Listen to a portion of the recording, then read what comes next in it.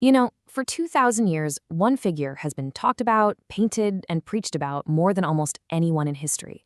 But what if? What if we could peel back all those layers of belief, of culture, of time itself?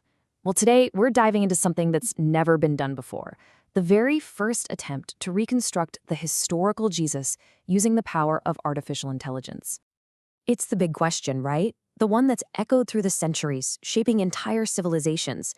But getting a straight answer has always felt impossible, and there's a pretty simple reason for that. For the last 2,000 years, our view of him has been anything but direct. Think about it. Every story, every piece of art, every sermon, it's all been passed through the filter of human interpretation. Each culture, each generation, has kind of created a Jesus that reflects its own values. So that leaves us with a huge challenge. How in the world do you find the actual person buried under all of that? Well, this project took a totally new and honestly pretty radical approach. Instead of relying on one human expert, or even a team of them, researchers turned to a tool that could process everything, all at once, without a built-in agenda. So let's get into how this actually works. So what even is AI historical reconstruction? It's not about making things up. It's the opposite. It means feeding an AI model all the available data. We're talking texts, archaeology, cultural records, everything. And then asking it to synthesize the most probable, historically grounded portrait.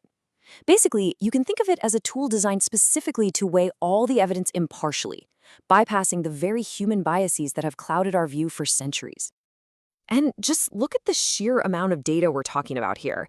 This is so much more than just the usual religious texts.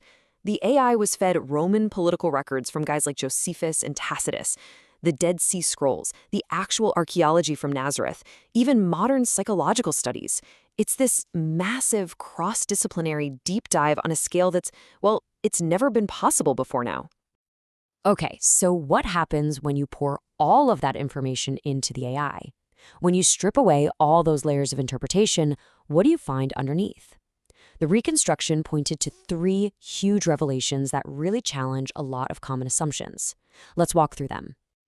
All right, first up, and this is maybe the most fundamental finding of all, is about his identity. The AI reconstruction places Jesus squarely, and I mean squarely, within his native tradition. Now, this is a really big deal. He wasn't trying to start a brand new religion to replace Judaism. He was a passionate voice calling for renewal from within it. His entire world, his language, his customs, his armaments, was profoundly and deeply Jewish. And this quote, which the AI generated to synthesize its findings, just says it all, doesn't it? The conclusion was that his identity is absolutely inseparable from his heritage. To try and see him as separate from Judaism is to completely miss the very soil that his life and his message grew out of. Okay, the second big revelation is all about his words and how much we've probably been missing because of translation. So Jesus spoke Aramaic, which was apparently this really rich, poetic language full of earthy metaphors. But his words were first written down in Greek, and then translated over and over and over again. What the AI's analysis of Aramaic found is that the original, compassionate, and often poetic meaning of his teachings got a little hardened or even distorted in that translation process. And wow, this slide right here gives us the most powerful example of that. We've all heard the command, be perfect. It sounds impossible, right? It's kind of an anxiety-inducing goal. But the AI's linguistic analysis found that in the original Aramaic, the meaning was much closer to be whole, be complete. It wasn't a demand for flawlessness, but a call to embrace a complete, all-encompassing love. That's a totally different feeling, isn't it? This synthesized quote really gets to the heart of that restored message. The central theme wasn't about following a bunch of rigid rules or achieving perfection. It was a simple but pretty radical idea. Let compassion, not fear, be the thing that guides you. And that brings us to the third revelation, which really builds on this idea of compassion.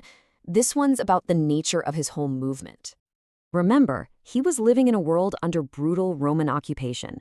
A lot of people were expecting a Messiah who would lead a military uprising. But the AI reconstruction makes it really clear. His revolution was never about swords and shields. It was a moral and spiritual rebellion against the systems of fear, of hierarchy, and of cruelty, whether that was from the Romans or from local authorities. And this explains so much.